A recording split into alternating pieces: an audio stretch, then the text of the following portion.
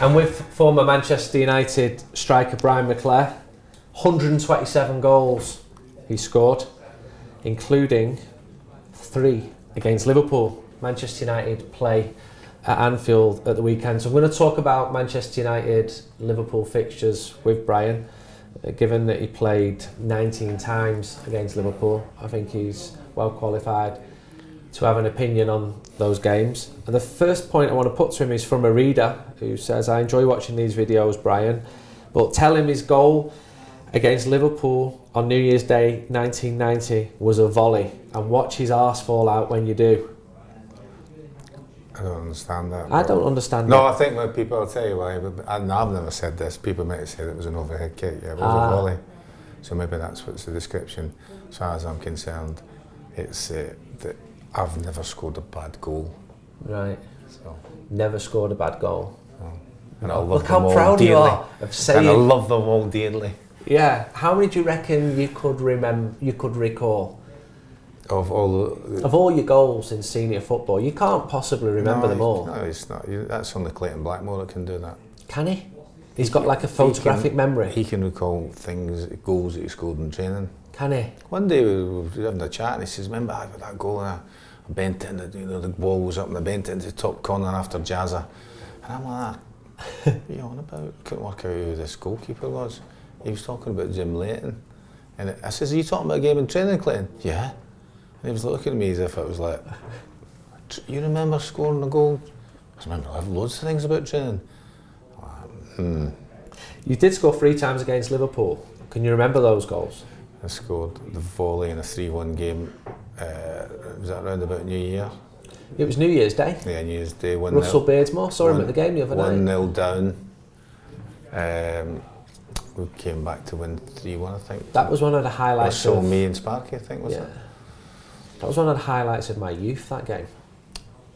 Yeah, it was a good day, that. I think that the most significant one was scoring at Anfield. I had scored a goal at Anfield, but it was one of those very rare ones that, from outside the box in a game a few years before when the ball dropped, just one of those things that dropped and I hit just a perfect volley. And it went in low to Bruce Gorbellar's right hand, right by the post. And for some reason the referee gave him a foul for Liverpool, you know, and I was like, I couldn't work out why it happened.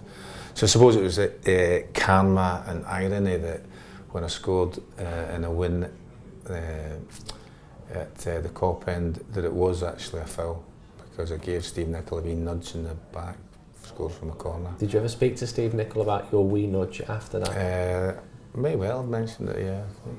We got on well. Yeah. That was the days we used to sort of go into players' lounges and socialise. Or After matches, both teams. Yeah. When did that stop? Stopped after I, or maybe it was towards the end of where it was.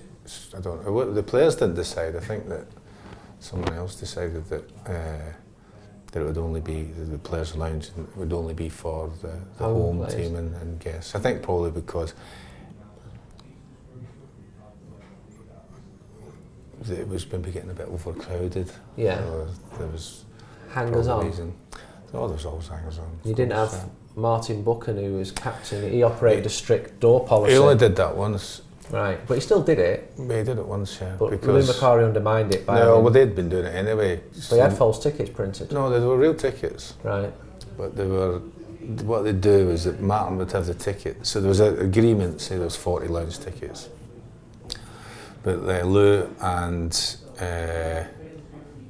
certainly Lou was doing it. So just I know Lou McCarry was doing it. Lou would go to Norman Davis, who had the stamp and the tickets, and Norman would just print out a few more tickets. Don't tell Martin, you know, which he was never going to do.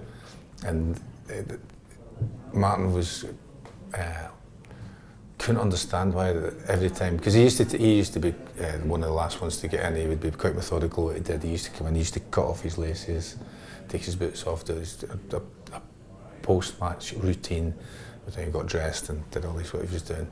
Whenever he got in there, the place was like, you could hardly get in, you know. So he decided, this was going on for a while, and he decided to not have it anymore, and he sprinted off the park one day, because it used to be at the top of the tunnel, and the tunnel was at the halfway line.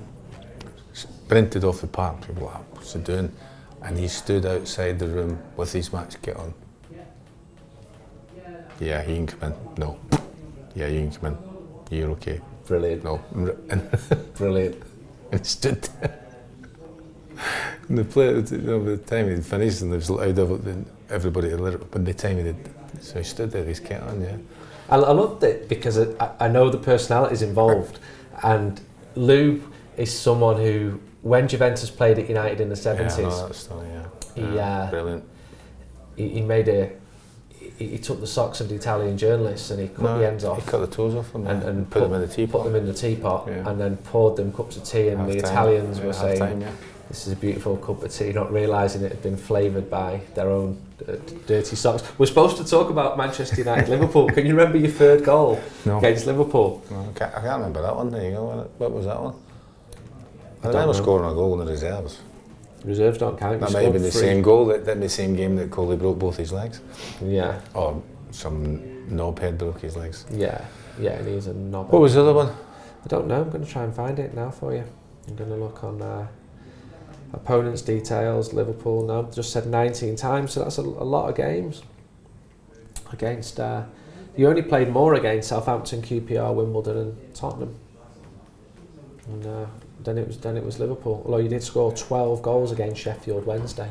Lots of goals. I liked it, Sheffield Wednesday, yeah. So, United at Anfield this weekend, how do you feel the team will fare? Because they stunk the place out last year. It was a 0-0 draw. Well, they've done that last 3 games, haven't they? The players didn't like that. The last 3 games has been 0-0 at Anfield, which is incredible. The players didn't like it. They can't happen again. Well, United probably had the best chance with Lukaku last year. But I remember speaking about it before because I was in Norway watching the game, so I'm talking to Norwegians before the game. I said before the game, I think Jose will be happy with a point. And at the time, Klopp was having a bit of a tough time, really, not being the way that it's been going since then. They were talking that because Liverpool had a good start, and there was questions. Lots of people were asking questions about his tenure as a manager of Liverpool, coach of Liverpool.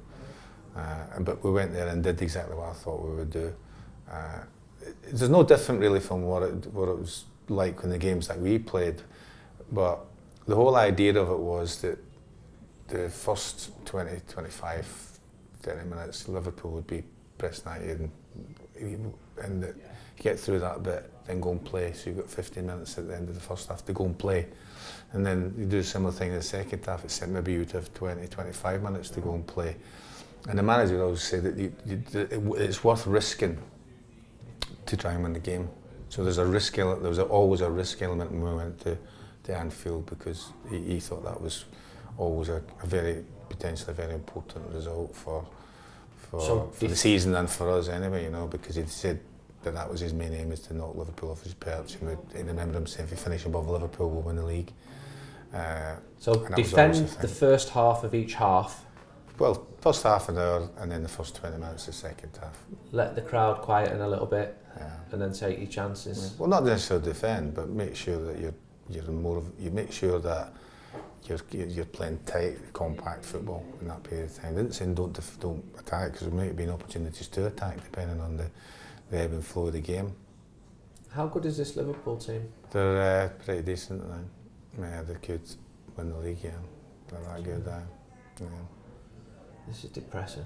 I know it is, yeah. And they're playing great football, and they're getting the little bits you think you need. So that goal they scored in the derby last week in the 94th, 95th minute. But again, one thing this kind of, you're looking at football, is the optimism of the forward.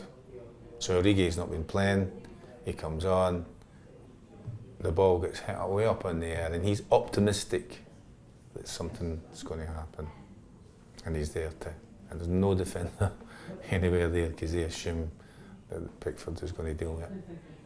How do you think United are going to go on Anfield finally? I think they'll have to try and play. They'll have to play better defensively. We don't look as if I was saying last week before Southampton, I fancied Southampton to score. I didn't think they'd score before we scored. And you fancy the opposition to score. United keep going behind 7 of the last 9 games, even though they've only lost 2 of them. No, it's and it again depends on what's going to happen. We're in a bit. To me, there's a bit of turmoil going on at the moment, isn't there? We're having to, through injury and other issues with players. Jose's picking players that he has no faith in, or shown no faith in up until the game on Wednesday. Whether that changes and they all play tomorrow, we'll soon find or play in the next game. But I would have suspected that they would be very comfortable if they were playing the same team that played on Wednesday, if that's the team that played at Anfield. Although I think they'll be confident anyway. Thank you for your time. Thank you, sir.